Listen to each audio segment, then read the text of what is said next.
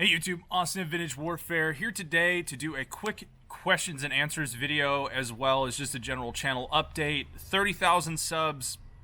I literally don't even know what to say. I never thought I'd get that far. So thank you guys again. I really appreciate it. So let's get into just some general updates. So I know some people have noticed that I have a little bit of a predisposition to the Luger, and I want to start running it in competitions here pretty soon. But to do that, the magazines for a Luger are very expensive.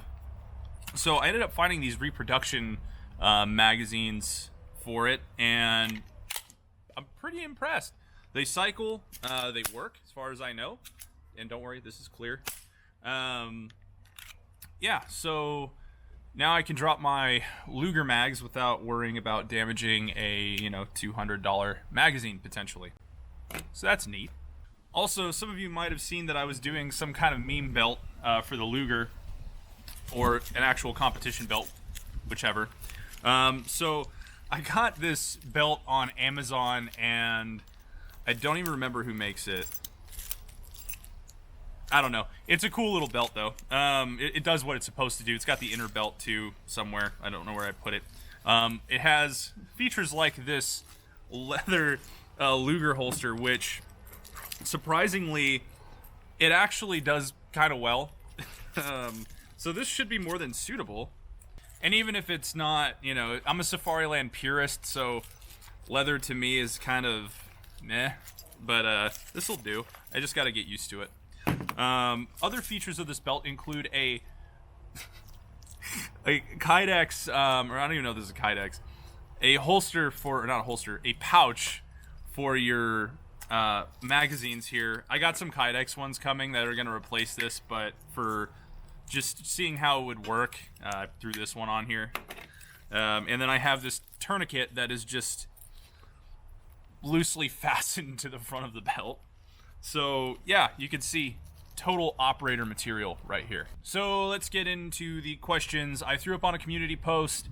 You guys have any questions for the channel, go ahead and ask, and I'll do a questions and answers video on it, because I am as interesting as a piece of white bread. Okay, first question. Me, my guns, and I. What's your holy grail of firearms collecting? If you're curious, mine is a Winchester 1895 Russian contract rifle. Ooh, that is cool. Well, honestly, if it were me, if it were something, I don't know if you're referring to like what I own or like what I would like to own, but I know this is going to make some people kind of probably butthurt, but probably the Gewehr 43. They're very expensive, very hard to find right now. And honestly, it's like one of my dream rifles. The SVT 40 would probably be my second choice there, but that's just like my opinion. There's so many rare firearms that are just like so specific in just the history behind it that are worth way more money. So I don't know. I guess it depends on the rifle. Okay, second question from Chad Pent. Chad. Favorite gun, not necessarily one you even own. Okay, so that's a hard one. It's going to be between, again, the Gewehr 43 and the M1 Garand, and I'm working on that M1. So it's between those two for different reasons, but definitely probably the... I don't know, it's hard. Okay, next question. What made you choose YouTube to be the platform you upload on? From Lego Gun Creations. I don't know. It just kind of happened. It seemed like the natural choice, just because everyone's on YouTube, whether they like it or not. So, yeah, I guess that's why. Next question. Favorite historical period from Professor Crooks. My favorite historical period, I guess World War II.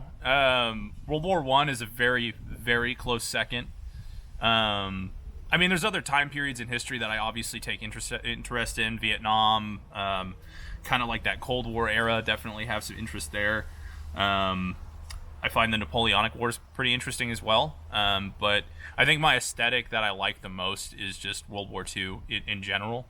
But I don't know. Favorite thing Germany's done? Beer in the MG42. Okay, last comment, I think, or question.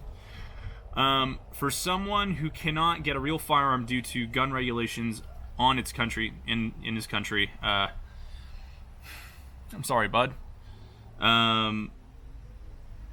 Would you recommend to get a replica or an airsoft gun? Which option would you recommend?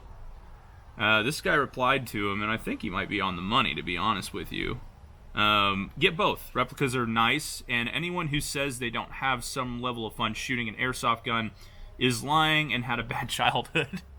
I had a Thompson M1A1 airsoft gun when I was like way younger, and you couldn't do this back when I was that young. I was like 13, 14.